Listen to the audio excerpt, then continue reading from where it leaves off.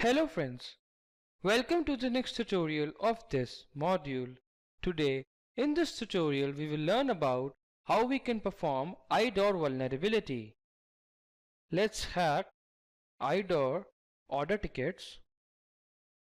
Okay, so currently our security level is low, and over here, how many tickets would you like to order? 15 euro per ticket, and I would like to purchase one ticket, so let's hit confirm.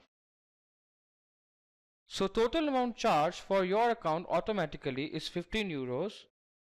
Now let's order 2 tickets. Okay, so the amount has been changed to 30 euros. Now let's order 10 tickets and let's do one thing. Let's turn on the intercept in our bWAPP suite and capture this request. Okay, so the bWAPP suite has captured the request.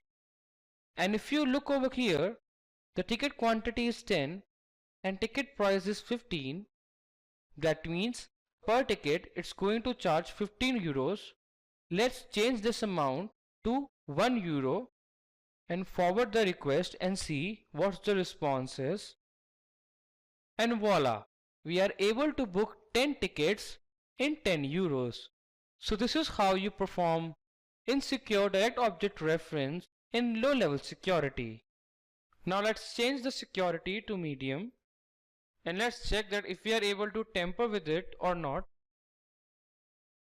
Okay, so the price for one ticket is 15 euros. Now let's make it 10 and intercept the request via bWAPP suite. Let's hit confirm. Okay, so bWAPP has intercepted this request, and as you can see over here, there is no price parameter over here. There is only quantity and action parameter. So they have hidden the price parameter. What if we ourselves add the price parameter?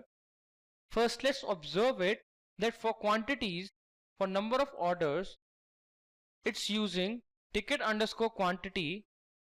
So it might be using ticket underscore price for the amount. Let's change the price amount to 2 euros and also put an ampersand. And now forward this request. So over here you will see that we have successfully tampered the data and bought 10 tickets at 20 euros. This is how we find the IDOR vulnerability in a website. So that's all for today. Thank you for watching this tutorial.